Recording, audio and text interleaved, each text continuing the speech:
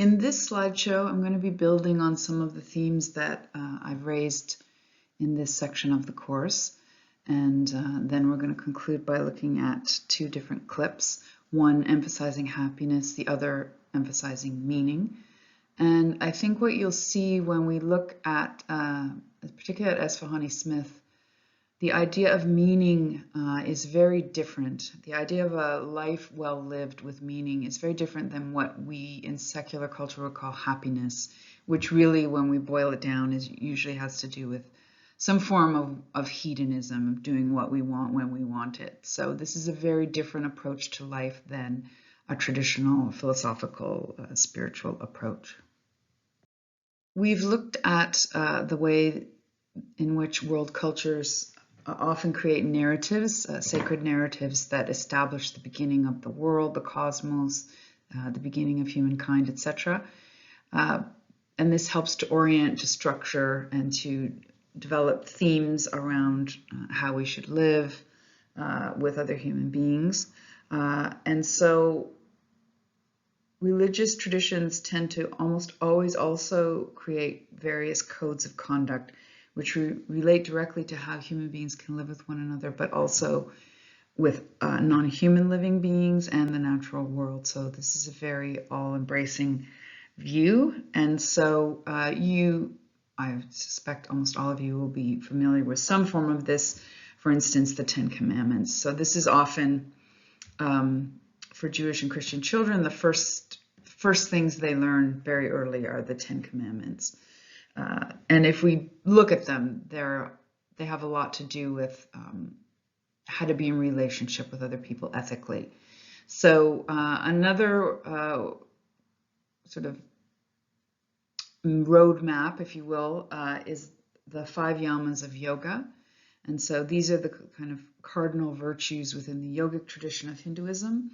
The first being ahimsa, non-harmfulness, and that includes to animals in the larger environment, satya, truthfulness, asteya, non-stealing, brahmacharya, continence, aparigraha, non-coveting, non-greed.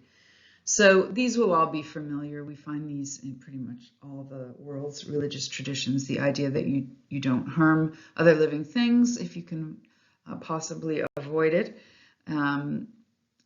that you should be truthful, that you shouldn't steal, etc. So we find this again and again in all the world's traditions. Another hallmark of religious ways of viewing the world is a recognition that human beings often don't act in ways that are pro-social or good for other living beings. So the idea that of sin, of falling out of alignment with higher law. And so we find in the Christian tradition the 7 deadly sins, and I often, as an exercise, get people to write down what they can remember.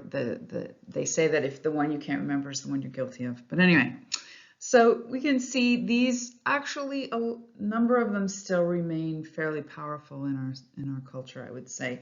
So vainglory or pride, greed or covetousness, lust or inordinate or illicit sexual desire, envy, gluttony, which is usually understood to include drunkenness, wrath or anger, and sloth. So these are all considered to be characteristics and actions that lead a person out of alignment with higher law. So traditionally, the way to counteract the 7 deadly sins was to attempt to inhabit the 7 virtues, which are humility, charity, chastity, gratitude, temperance, patience, and diligence. So we can see in religious traditions this idea that a kind of an understanding of human nature that takes into account that human beings tend to have be of a mixed character. We have sort of good and bad, positive and negative aspects to our character. As I mentioned in the lecture, these concepts exist in codes, they exist in sacred stories, but they also exist in art. So a lot of these ideas are depicted very powerfully in art, and as I've stated before, up until very recently, the vast majority of the world's population was illiterate, so art, music, etc. stories would be the main way that they would take in these concepts. So here we have a depiction from the Christian tradition of the final judgment. So this is the idea, and this can be traced all the way back to ancient Egypt, that idea that at the end of your life, you're judged for the deeds that you've committed, good and bad, and they're weighed, and there's some final judgment made. In the Egyptian tradition, the images of the person's heart being weighed on a scale. In Islam, one of the rituals when Muslims go to Mecca is to stand on the plains of Arafat as though it is Judgment Day and to examine their life and conscience. So this is you can see this is a very powerful practice for getting people to reflect on their actions. I also mentioned in the lecture that the figures of angels and devils, for instance, exist pretty much only in popular culture. There's very little said about them actually in the sacred text itself. And so it's interesting. I look at this in depth in the popular culture class, but I'm just pulling this is an image from the promo material for St. Michael's Hospital in Toronto. And so you can see the skyline of the city, and this is Archangel Michael. And there's a statue of the Archangel Michael inside the hospital. It was a Catholic hospital, is a Catholic hospital actually. And so the idea you can see here of the angel protecting the city and protecting the health of the people in the city. This is another image of Archangel Michael, this time in the form of a statue. And these are common across the Christian world. And so Archangel Michael is seen as a protector of religious law and justice, and so he's often depicted in battle against the forces of evil. So again, in many of the world's traditions, we see this idea of good versus evil. This is pretty much ubiquitous across culture, this idea that there are positive and negative forces that are in play in the cosmos and in the lives of individuals. Here we find the image of another angel. This is taken from the New Testament of Christianity, where the angel Gabriel appears to the Virgin Mary. And interestingly, Gabriel is an angel that appears in Jewish, Christian, and Muslim scripture. So this is a depiction of the Christian version of Gabriel. Here we have a Muslim depiction of Gabriel in Arabic, of Gabriel in English.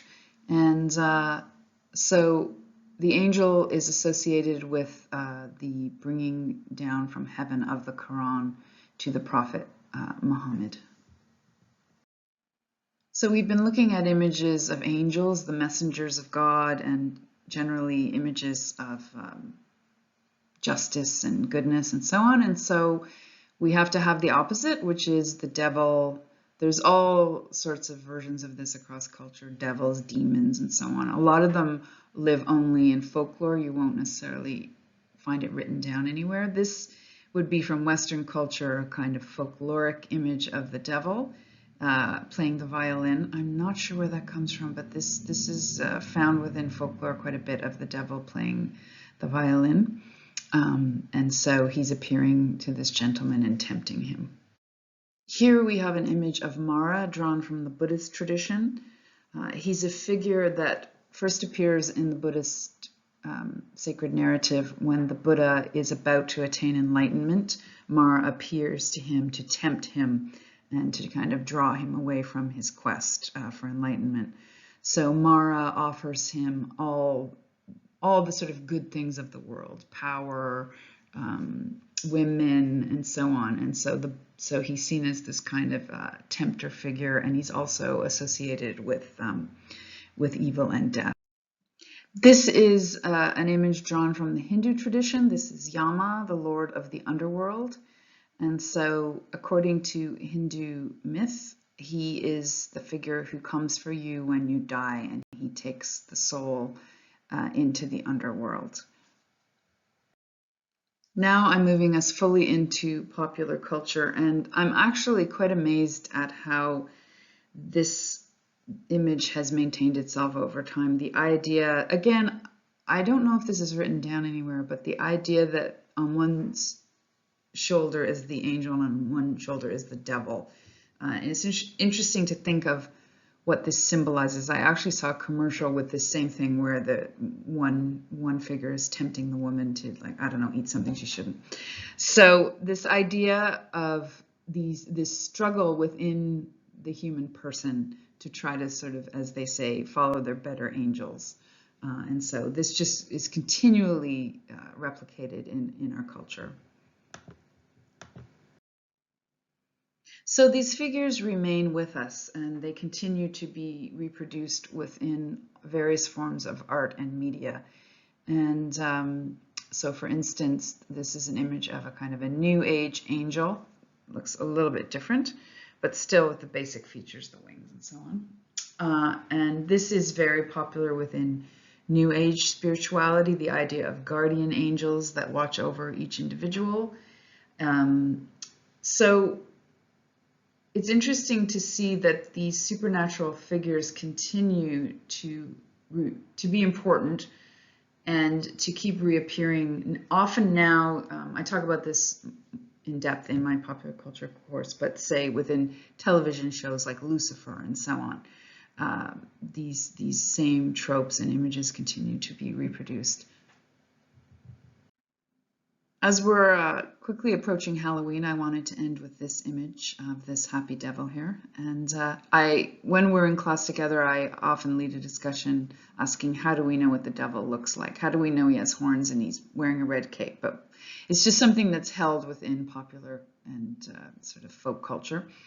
And so, as I pointed out earlier in the course, religion isn't just an idea held in somebody's head intellectually, it's a lived practice. And so we can see that this child, obviously it's his parents that have dressed him like this, which is interesting.